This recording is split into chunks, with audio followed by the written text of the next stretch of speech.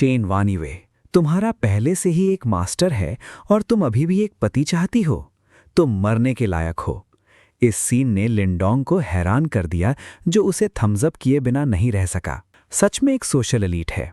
नई नौकरी में उसकी एडजस्टमेंट स्पीड बहुत तेज है।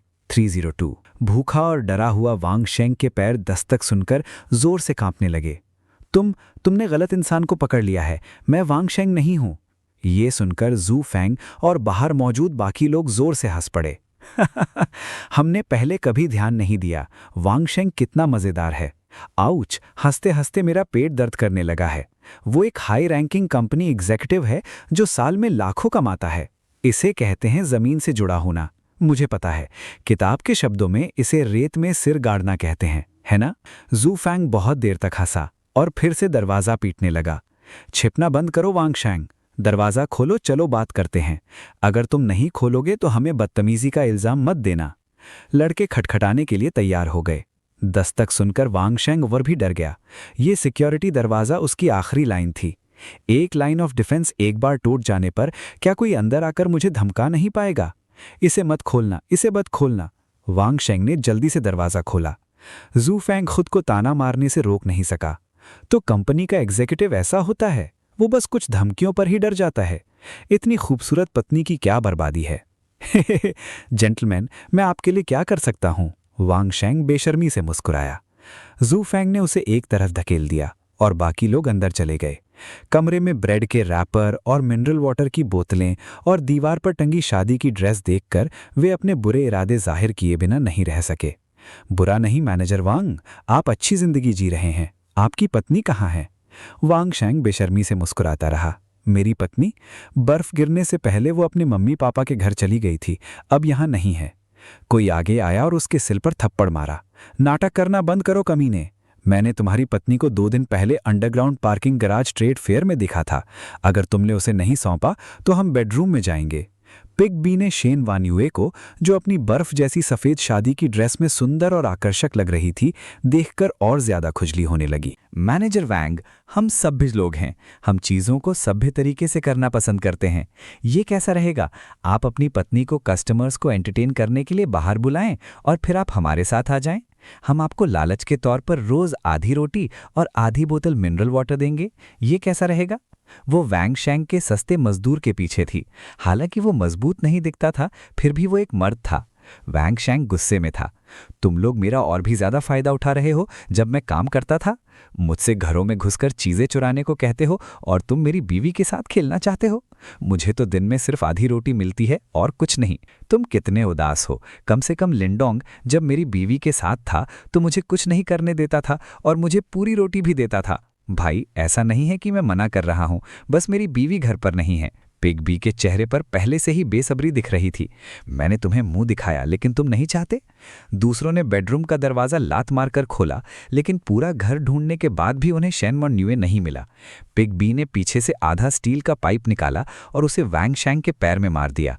एक जोर की आवाज के साथ वैंग शेंग का पैर टूट गया और वो चिल्लाते हुए जमीन पर गिर पड़ा, अपना पैर पकड़े हुए। उसके चेहरे पर आंसू बह रहे थे। तुमने अपनी पत्नी को कहाँ छिपाया है? अगर तुमने मुझे नहीं बताया तो मैं तुम्हारे सारे पैर तोड़ दूंगा। उसने स्टील पाइप को पैर पर निशाना बनाते हुए कहा। वैंग शेंग पूरी तरह से डर गया और बिना सोचे समझे दरवाजे की तरफ इशारा किया। भाई, मुझे मत मारो। मेरी पत्नी 302 में है। लिंडोंग के घर पर? तुम्हें सच में खेलना आता है? तुमने असल में अपनी पत्नी को पहले किसी और को खेलने के लिए दे दिया? जू फैंग और बाकी लोग हैरान रह गए। तभी दरवाजा खुला और उसने वैंग शेंग को बेरुखी से देखा। अपनी पत्नी को बाहर आते देख वैंग शेंग तुरंत मदद के लिए चिल्लाया, शाओयू, मुझे बचाओ। जू फैंग और बाकी लोगों ने ऊपर देखा और सब तुरंत हैरान रह गए। शेन वान्युए ने एक मोटी डाउन जैकेट पहनी हुई थी जो उसके घमंडी सुडौल शरीर को ढक रही थी, लेकिन उसका चेहरा गोरा और साफ था और उसने हल्का हल्का मेकअप भी किया हुआ था। मोमबत्ती की रोशनी में वो बहुत खूबसूरत लग रही थी और उसकी चिकनी पिंडलियों के खुले हिस्से पर सेक्सी स्टॉकिंग्स और एक काला खंजर और गले में कॉलर था। कोई भी आदमी जो ये सीन देखता उसे वहीं ले जाना चाहता। इससे पहले कि जू फैंग और बाकी लोग एक्साइटेड होते, लिंग जू भी बाहर आ गई। उसने शेन वान्युए जैसे ही कपड़े पहने थे। दोनों औरतों को देखकर वहां मौजूद सभी आदमियों का मुंह बंद हो गया। लिंडोंग काली हुडी पहने बाहर आया। दोनों औरतें अनजाने में उसके पीछे खड़ी हो गईं। एक पल में उसके अंदर नफरत भर गई। पिगबी का पहला ख्याल था, उसे ठंड क्यों नहीं लग रही, लेकिन औरतों के लुक्स और कपड़े इतने आकर्षक थे कि उसने जल्दी से इसे नज़रअंदाज कर दिया। वो कमरे से बाहर निकला और लिनडोंग के सामने खड़ा होकर मजाक उड़ाया। बच्चे, मैंने तुम्हें पहले कभी नहीं देखा, तुम क्या करते हो? लिनडोंग मुस्कुराया और अपनी नाक को छुआ। ओह, मैं तो बस एक डिलीवरी मैन हूं। एक डिलीवरी मैन? पिगबी ने सोचा। उसका दिमाग खाली हो गया। ये दुनिया सच में बदल गई है। एक डिलीवरी मैन के पास भी 2 टॉप नॉच औरतें हो सकती हैं। वो एक बिल्डिंग का बॉस उन एवरेज औरतों के साथ ही खेल सकता था। मैं बिल्डिंग 5 का बॉस हूं, तुम अच्छी लग रही हो, अब से तुम मेरे पीछे आओगी। मैं तुम्हें यकीन दिलाता हूं, तुम भूखे नहीं रहोगे। बेशक ये दोनों औरतें हम सबके मजे के लिए हैं। क्या तुम्हें कोई ऐतराज है? उसके हिसाब से इतने सारे लोगों के साथ अगर ये लड़का ताकतवर भी होता तो भी वो डर जाता। लेकिन लिनडोंग ने सिर हिलाया और मुस्कुराया। तुम एक बात में गलत हो, वे औरतें नहीं हैं। तुम्हारा क्या मतलब है? वे नौकरानियां हैं। पिगबी चुप रह गया। क्या फर्क है? वे पक्का मजाक कर रहे हैं। लेकिन मुझे सीधा जवाब दो, ठीक है? लिनडोंग ने दोनों औरतों की तरफ देखा। तुम्हारा क्या? क्या तुम वहां जाना चाहती हो? दोनों औरतों ने एक ही समय में अपने सिर हिलाए। क्योंकि ऐसा ही था, पिगबी की आंखों में एक बेरहम चमक आ गई। अचानक उसने एक स्टील का पाइप उठाया और लिनडोंग के सिर पर दे मारा। लेकिन अचानक एक ठंडे स्टील के पाइप को पकड़ लिया। वो शैन वान्युए थी। मधुमक्खियों का झुंड बहुत खतरनाक था, लेकिन शैन वान्युए ने अचानक मुंह बनाया, तेजी से स्टील के पाइप को छीन लिया और एक ही झटके में नीचे गिरा दिया। झुंड का सिर तुरंत फट गया और गिरते ही उसकी आंखें पीछे की ओर मुड़ गईं। इस सीन ने सबको हैरान कर दिया।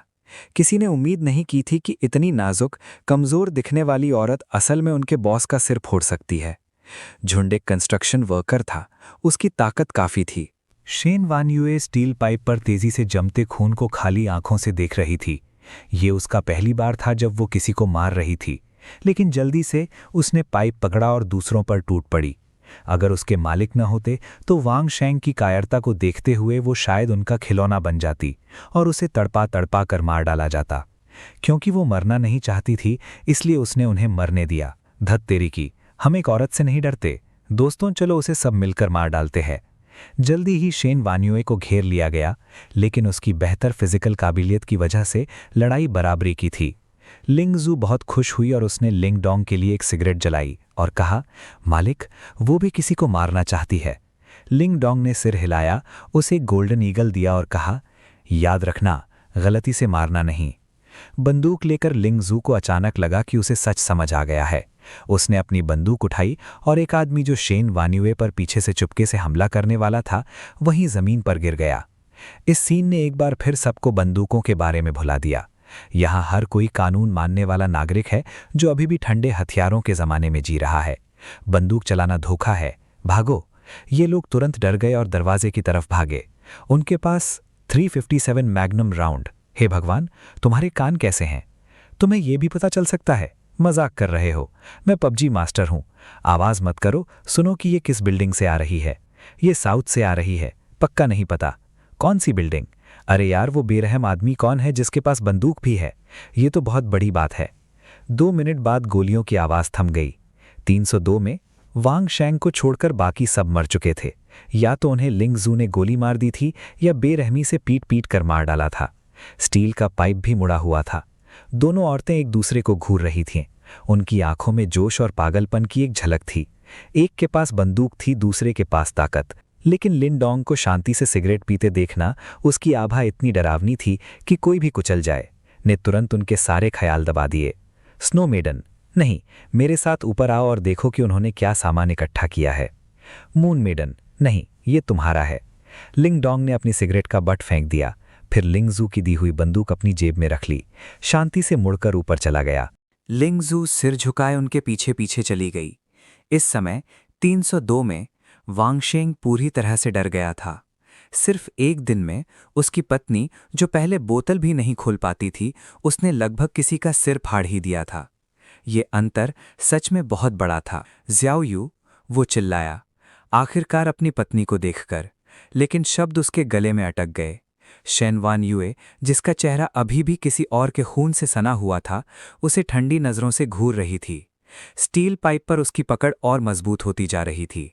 वांग शेंग, हम इतने लंबे समय से पति पत्नी हैं। तुम्हारे पति के तौर पर तुमने मुझे बार बार दूर ढकेला है। क्या तुम मर्द भी हो? अपनी पत्नी के इल्जामों का सामना करते हुए वांग शेंग के पास समझाने का कोई तरीका नहीं था। वो बस फूट फूट कर रो सकता था। ज़्याओयू, मैं गलत था, मैं सच में गलत था। ज़्याओयू, जब लिंडोंग दूर है तो क्या तुम मुझे थोड़ा और खाना दे सकती हो? मुझे बहुत भूख लगी है।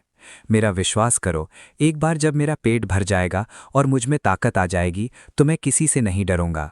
मैं वादा करता हूं कि अब से मैं तुम्हारी रक्षा करूंगा और कभी किसी को। शेन वानयुए अब और नहीं सुन सका। वो असल में चाहती थी कि मैं मालिक की चीज़ें चुराने में उसकी मदद करूं। उसने मुड़ा हुआ स्टील पाइप उठाया और उसे नीचे पटक दिया, जिससे उसके पति का सिर तुरंत फट गया। एक बार काफी नहीं था। शेन वानयुए लगातार पटकती रही। धमाके की आवाजें लगातार गूंजती रहीं, जब तक कि वांग शेंग का सिर पूरी तरह से चकनाचूर नहीं हो गया। तभी जोर जोर से हाँफते हुए शेन वानयुए ने स्टील पाइप नीचे फेंक दिया। टूटी हुई खून से सनी शादी की फोटो को देखकर वो फूट फूट कर रो पड़ी। थोड़ी देर रोने के बाद शेन वानयुए, जिसकी आंखें लाल थीं, ने अपने चेहरे से खून पोंछा। उसे तुरंत देर से उल्टी हुई और उसने वहीं उल्टी कर दी। शांत हॉलवे ने सिर्फ उनके कदमों की आहट सुनाई दे रही थी। लिंगजू घबराकर लिंडोंग की पीठ देख रही थी। उसका दिल डर से भरा हुआ था। उसने और शेन वानयुए दोनों के ही कुछ और इरादे थे। वो सोच रही थी कि क्या मालिक में ध्यान दिया होगा। अगर दिया होता तो वो मुश्किल में पड़ जाती। असल में लिंडोंग ने स्वाभाविक रूप से ध्यान दिया था। दोनों महिलाओं की आंखों में शार्क जैसी चमक छिपाना नामुमकिन था, लेकिन उसने थोड़ी उम्मीद के साथ इसे नज़रअंदाज करना ही सही समझा। अच्छा होगा कि तुम मुझे कुछ मज़ा दो, उसने सोचा, नहीं तो ये बेपरवाह जिंदगी बहुत बोरिंग है। जब से उसे छोड़ा गया था, उसका दिल उस शार्क नाइफ की तरह ठंडा हो गया था जो उसके पास आटी मार्ट में 10 साल से ज्यादा समय से था। ये दोनों बेवकूफ उसके मजे के लिए बस खिलौने थे। 17वीं मंजिल पर पहुंचकर उसने देखा कि लोग बातें कर रहे थे। अरे, तभी लिंडोंग दरवाजे पर आ गया। ग्रुप तुरंत चौंक गया। अपने पीछे लिंजू को देखकर वे मुश्किल से निगल पाए, लेकिन इस खूबसूरत औरत के चेहरे पर केचप थोड़ा डरावना काला लग रहा था। क्या यह इस साल का नया ट्रेंड था? तुम किस बिल्डिंग से हो? तुम यहाँ क्या कर रही हो? लिंडोंग ने देखा कि सामान के कई डिब्बे एक तरफ रखे हैं और लिंजू की ओर मुड़कर कहा, ये सब वापस ले जाओ, बर्बाद मत करो। आदमियों ने तुरंत अपने हाव भाव बदल लिए। कमीने, मेलन, मैंने तुमसे पूछा था कि तुम कहां से आए हो और तुमने हमें छूने की हिम्मत की। इससे पहले कि वे अपनी बात पूरी कर पाते, वे सब चुप हो गए, क्योंकि लिंडोंग ने एक बंदूक निकाल ली। धत तेरे की, बंदूक किसी लड़के की है। ग्रुप का लीडर तुरंत मुस्कुराने लगा। छोटे भाई, तुम क्या कर रहे हो? हमें एक दूसरे से कोई दुश्मनी नहीं है। ऐसा क्यों ना हो, तुम हम आर्टिस्ट्स के लिए इंस्टेंट नूडल्स का एक पैकेट छोड़ दो और बाकी तुम ले लो, ठीक है? लिंडोंग ने एक पल सोचा, फिर चुपचाप अपनी बंदूक रख दी। आदमियों ने राहत की सांस ली, लेकिन अगले ही पल लिंडोंग ने अचानक जूते की अलमारी से एक हथौड़ा उठाया और उनमें से एक के सिर पर मार दिया, जिससे तुरंत एक छेद हो गया। उसने बंदूक इसलिए रख दी थी क्योंकि आवाज़ बहुत तेज थी, शायद देर रात दूसरों को परेशानी कर रही थी। लिंडोंग हमेशा से एक अच्छा नागरिक रहा था। बैंग! ये आदमी लिंडोंग के सामने बिल्कुल बेबस थे। वो उन्हें छू भी नहीं पाया था कि कुछ ही सेकंड में उसका सिर चकनाचूर हो गया। हथौड़ा मारते हुए वो बुदबुदाया, मैंने कहा कि ये मेरा है तो ये सब मेरा है। दूसरी बात, मुझे ये पसंद नहीं कि लोग मुझे छोटा भाई कहें। मैं साफ तौर पर बहुत बड़ा हूँ। जू की आंखें चमक उठीं। उसका मालिक कितना ताकतवर, कितना खूंखार था। पिछली बार जब उसके मालिक ने उसके घर में तबाही मचाई थी तो वो बेहोश हो गई थी। इस बार उसने आखिरकार अपने मालिक की स्किल्स को अपनी आंखों से देखा, बिल्कुल किसी टीवी ड्रामा में मार्शल आर्ट्स मास्टर की तरह, बिना मेहनत के और शांत, हर वार जानलेवा होता था। उसी समय लिंडोंग ने बेडरूम से एक आवाज़ सुनी। उसने उसे खोला और उसकी भौहें तुरंत तन गईं। अंदर 20 से ज़्यादा औरतें थीं जिन्हें जू फैंग और उसके आदमियों ने किडनैप कर लिया था। सभी बेडरूम में ठूस ठूस कर भरी हुई थीं। उनके बाल बिखरे हुए थे। वे कई दिनों से नहाई नहीं थीं और उनसे बहुत बदबू आ रही थी। उन्होंने लिंडोंग और उसके पीछे लाश को देखा। उनकी आंखों में रोशनी की एक चमक आ गई। तुम लिंडोंग हो? इस बिल्डिंग में रहने वाले डिलीवरी मैन, ये वही है। शुक्र है लिंडोंग, तुम हमें बचाने आए हो। वाह, आखिरकार बच गए। उन जानवरों ने मेरे पति को मार डाला और मेरे बेटे का गला घोट दिया। मैं उन्हें पीटूंगी। औरतें बाहर भागीं और लाश को कोड़े मारने लगीं। लिंडोंग एक तरफ हट गया और ध्यान से लाश को देखने लगा। आखिर में उसने आह भरी। उसे बहुत पसीना आ रहा था। यहाँ कोई सुंदरी नहीं है, एक भी नहीं जो 80 से ज्यादा स्कोर कर सके। क्या बेकार ट्रिप थी।